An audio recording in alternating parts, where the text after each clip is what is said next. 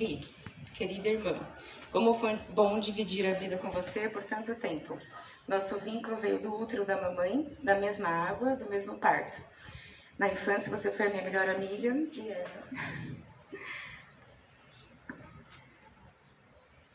na adolescência minha maior confidente. E seguimos assim até hoje.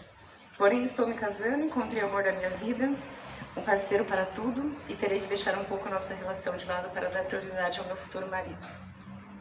Ele nunca estará entre nós, e eu e ele reconhecemos o seu lugar e sabemos que por precedência você chegou primeiro em minha vida. Antes dele foi com você que dividi tudo, mas pelo bem da minha relação priorizei o meu casamento. Você será sempre a minha irmã querida, a primeira parceira e agradeço por tudo até agora. Eu fico com a parte que me cabe e você com a sua. Muito obrigada.